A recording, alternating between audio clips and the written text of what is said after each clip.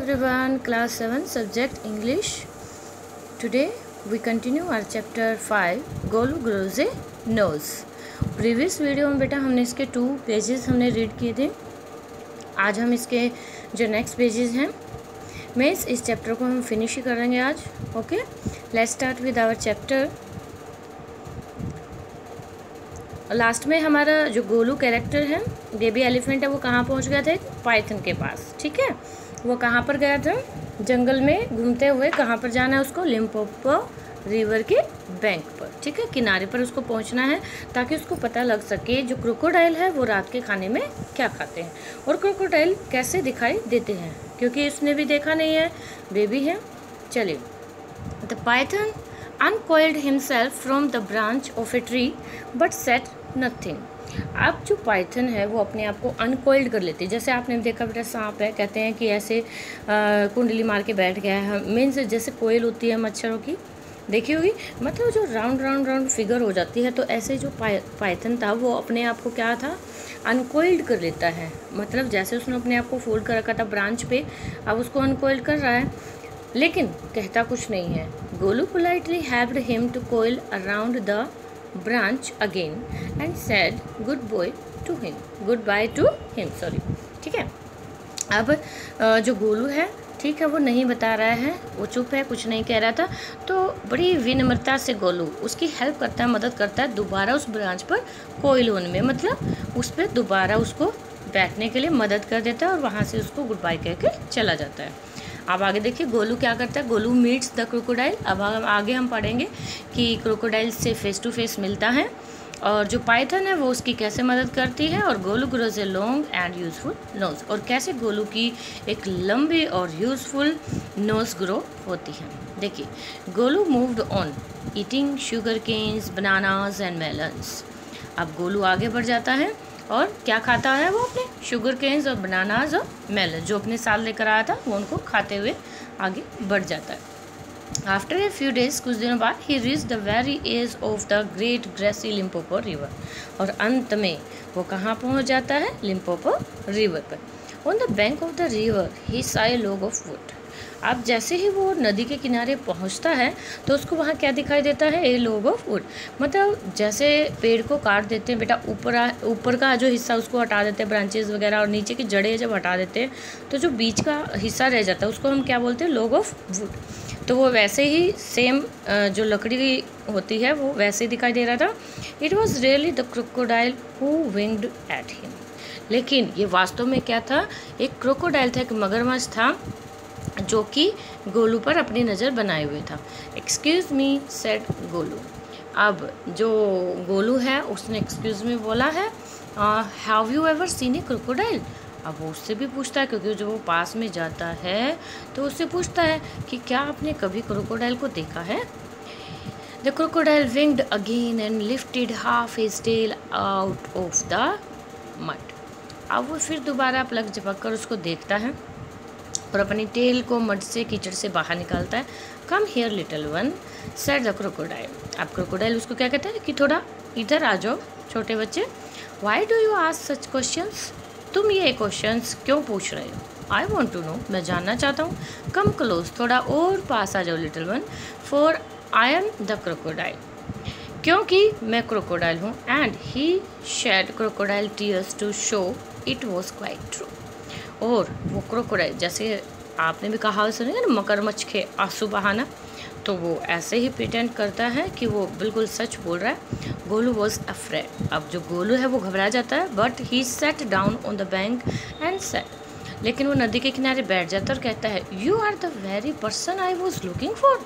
तुम वही व्यक्ति हो जिसके लिए मैं इधर इतनी दूर आया हूँ, जिसको मैं ढूंढ रहा हूँ. Please tell me what you have for dinner. तो प्लीज़ कृपा करके मुझे बताइए कि आपको रात को खाने में आप क्या खाते हैं. Come here little one and I will whisper the answer to you said the crocodile. अब विस्पर होता है धीरे से बात, जैसे आप कोई कान में बात कहते हैं ताकि वो दूसरों को सुनाई ना दे. तो क्या कहता है कि छोटे बेबी इधर आ जाओ, कम हियर, मेरे पास में आ जाओ, बिल्कुल क्लोज, मैं बिल्कुल तुम पास में आओगे जो मैं तुम्हें धीरे से बता दूँगा. Golu put his head down close to the crocodile's snout. अब स्नाउट मीन्स जैसे ही उसने क्रोकोडाइल के पास में, मुंह के पास में अपना क्या किया है, अपने आप को लेकर गया है, अपने हेड को डाउन किया है। The crocodile caught him by the nose. अब क्रोकोडाइल ने उसको उसके नोज से पकड़ लिया है। I think said the crocodile, मैं सोचता हूँ, अब क्रोकोडाइल कहता है, today baby elephant will be my dinner, कि आज रात के खाने में एक बेबी एलिफेंट मेरा डिनर बनेगा। लेट मी गो, मुझे जाने दो। यू आर हर्टिंग मी, तुम मुझे क्या कर रहे हो, हर्ट कर रहे हो, दर्द दे रहे हो। Mister crocodile screamed Golu. Screamed means crying होता है, मतलब चिल्ला रहा है दर्द के मारे। और वो जो क्रोकोडाइल है उससे रिक्वेस्ट कर रहा है कि मुझे जाने दो। The python who had been quietly following Golu came to the bank and said. अब जो पाइथन जिसने कुछ नहीं कहा था गोलू से, वो धीरे धीरे उसके पीछे वहाँ तक पहुँच गया था और बैंक के किनारे आते उसने क्या कहा, if you do not pull as hard as you can, अगर तुम अपने आप को पीछे नहीं खींचोगे, the crocodile will drag you into the stream. Drag होता खींच कर लेकर जाना। तो जो क्रोकोडाइल है, जो मगरमच्छ है, वो तुम्हें अपने साथ इस स्ट्रीम में, इस नदी में खींच ले जाएगा। Golu sat back on his little haunches and pulled। हाँ से देखिए, अब जो बैक जो लेग्स हैं उसने लेग्स को क्या करते हैं, मड के अंदर बिल्कुल वो कर लिया है टाइटली, और उसने क्या कर दिया है, अपने आप को अपने पीछे खींचना शुरू कर दिया। The crocodile slipped into the water making it all creamy with great sweeps of its tail. अब उसने क्या किया, पानी डाला है, जो मड है वो बिल्कुल स्लिपी बना लिया ताकि वो आराम से नीचे की तरफ पानी में स्लिप हो सके, जा सके। And he also pulled and pulled, और वो भी अपनी तरफ से खींचे जा रहा है बिल्कुल। Then the python coiled himself around Golu's stomach and sat. अब देखिए, जैसे फिगर में भी दिखाया गया है बेटा, जो पाइथन है वो गोलू का जो स्टमक था, पेट था, उसके चारों तरफ अपने आप को कोयल कर लेती है, लपेट लेता है, और वो भी क्या कहता है, लेट्स पुल हार्डर, चलो जोर से खींचो। Golu dug in all his 4 legs in the mud and pulled. अब उसने भी अपने चारों पैर थे जो वो मड के अंदर क्या कर लिए, धसा लिए हैं, अंदर की तरफ ले गया है, और बड़ा जोर लगाकर अपने आप को खींचता है। The nose kept on stretching.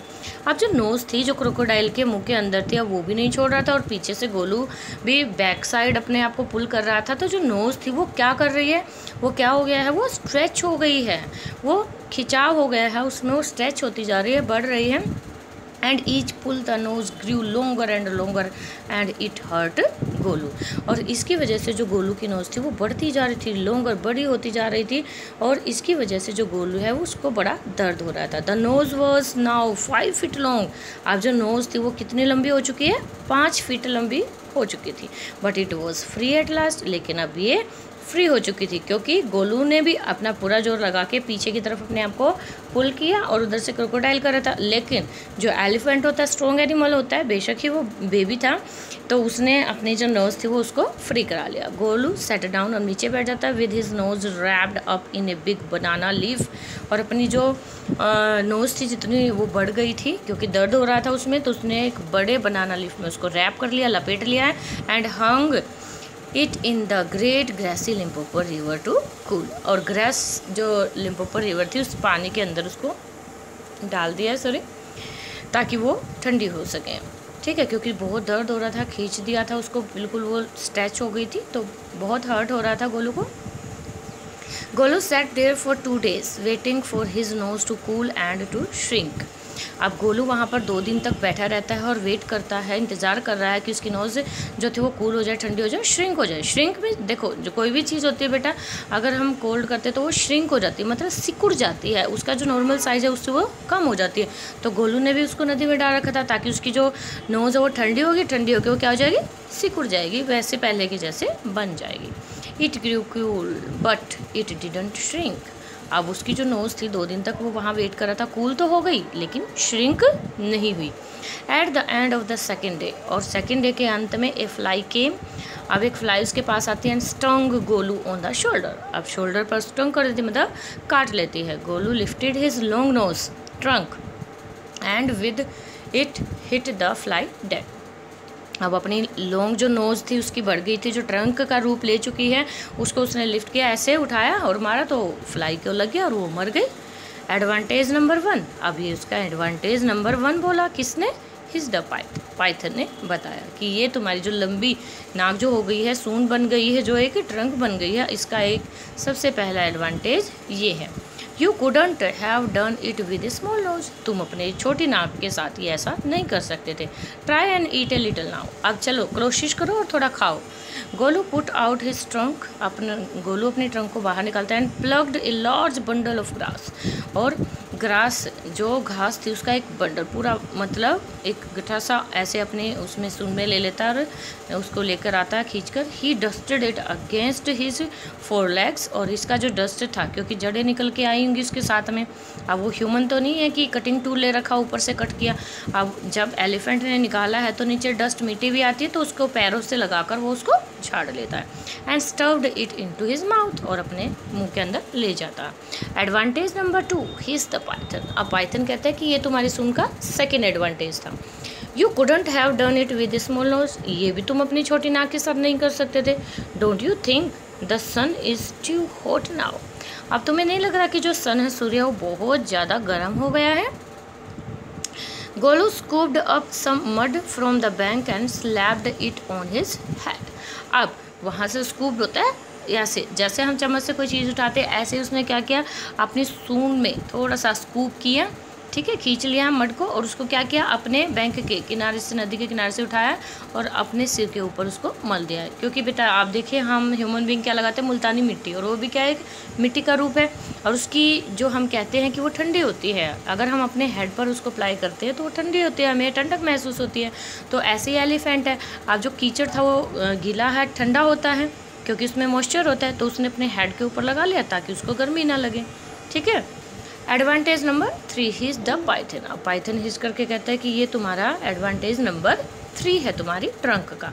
You couldn't have done it with small nose, ये भी तुम अपनी स्मॉल नोज के साथ नहीं कर सकते थे। Thank you mister Python said Golu gratefully, अब बड़े आभार प्रकट करते हुए गोलू जो है वो पाइथन को थैंक यू कहता है, धन्यवाद करता है। I will remember all this, मैं हमेशा इसको याद रखूँगा। And now I will go back to my family, और मैं अपनी फैमिली के पास वापस जाना चाहता हूँ, ठीक है। अब वो अपने फैमिली के पास वापस चला जाता है। तो ये हमारी स्टोरी थी कि एलिफेंट की जो नोज़, पहले बल्गी नोज़, छोटी सी नोज़ होती थी, एक बत्ती सी छोटा सा नोज़ होता था, अब उसकी जगह गोलू को क्या मिल गई, एक ट्रंक मिल गई है, एक सूंड मिल गई, और यहीं से माना जाता है कि जो आने वाली जनरेशन थी एलिफेंट्स की, उनकी ट्रंक बनी। Okay, I hope you understand the whole story. Thank you, have a nice day.